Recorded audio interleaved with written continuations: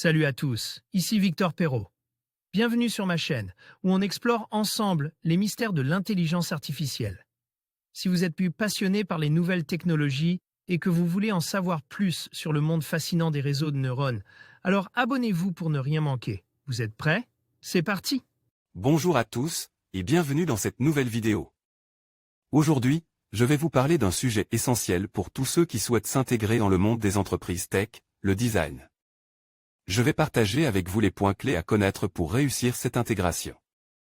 Que vous soyez designer, développeur ou simplement passionné par le sujet, ces conseils vous aideront à mieux comprendre les attentes et les enjeux du design dans le secteur technologique.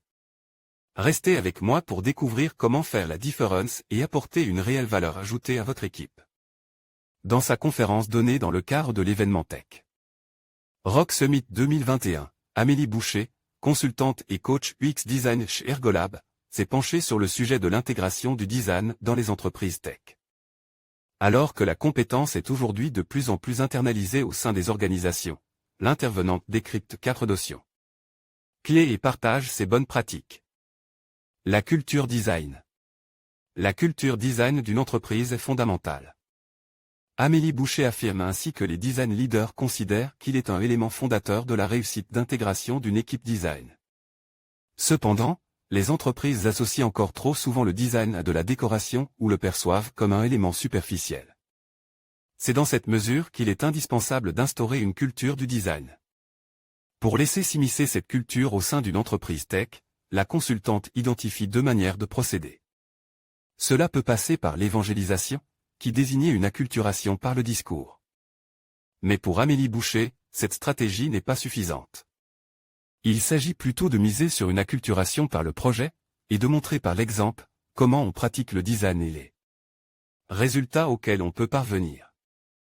Pour illustrer ce schéma, Julien Illion, Senior Lead Product Design chez Conto, explique qu'il s'agit là de prendre un projet pour en faire un standard de travail.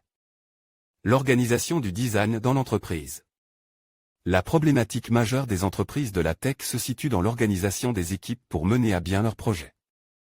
Un fonctionnement en ratio d'une part, en tant que consultante, Amélie Boucher explique qu'elle est souvent confrontée au même questionnement. De la part des entreprises tech, à savoir, combien faut-il de designers? Son conseil, fonctionner avec un ratio. Il est ainsi possible de prévoir des effectifs en fonction du nombre de product managers et de développeurs.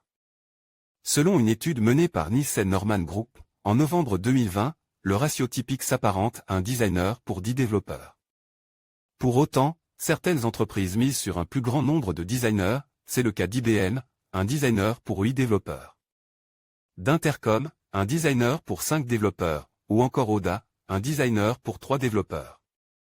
Pour Amélie Boucher, ce choix montre ce que l'entreprise pense du design. L'intervenante souligne cependant qu'il est impossible de mobiliser des designers comme autant de sosies. Ainsi, l'expertise et la seniorité ont une importance. De plus, réfléchir en termes de ratio est une bonne base, mais pas une garantie.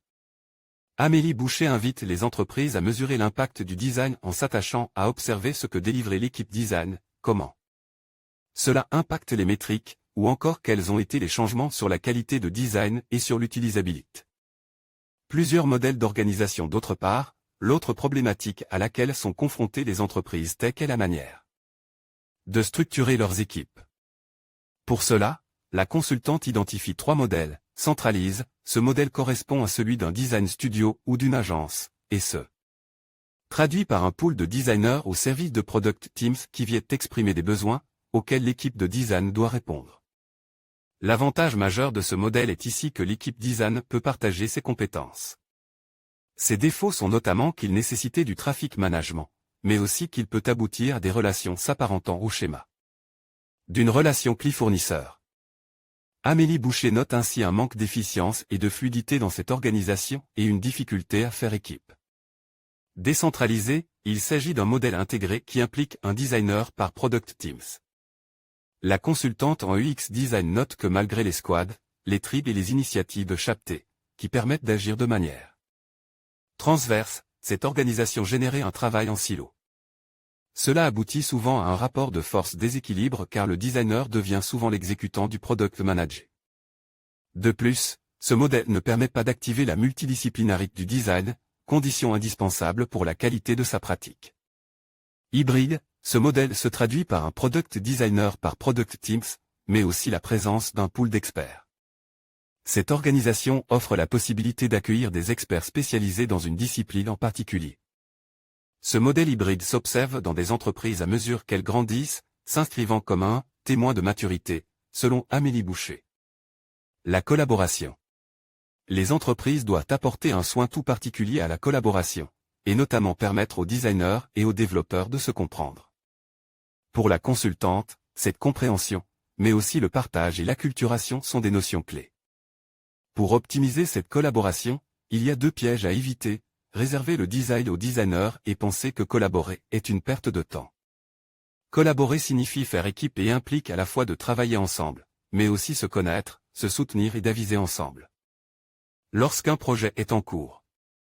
Pour la consultante, la collaboration rend aussi plus véloce et il est impératif de privilégier ce biais au bon moment, notamment en début et fin de projet, qui sont particulièrement importants.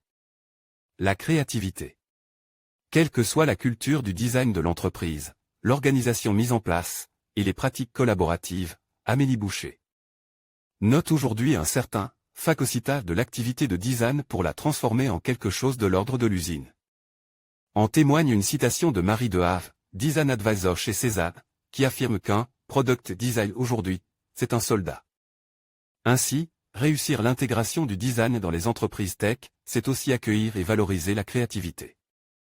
Pour Amélie Boucher, il s'agit de la condition sine qua non pour apprécier la pratique du design et l'assurance, pour les entreprises.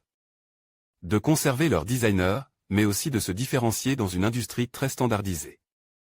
La consultante enjoint notamment les organisations à miser sur la diversité des profils et des spécialisations, afin de permettre aux équipes d'être plus créatives. Voir les formations, trouver une formation stratégie digitale, voir les offres d'emploi, trouver un emploi dans le design. En conclusion, pour assurer une intégration réussie dans les entreprises tech, il est essentiel de maîtriser certains points clés du design. Comprendre l'importance de l'expérience utilisateur, collaborer efficacement avec les équipes multidisciplinaires et rester à l'affût des tendances technologiques sont des éléments cruciaux. En cultivant une approche centrée sur l'utilisateur et en développant des compétences techniques solides, vous serez en mesure de contribuer de manière significative à l'innovation et à la réussite de votre entreprise. N'oubliez pas que le design est un processus évolutif, et votre capacité à vous adapter et à apprendre continuellement sera votre meilleur atout.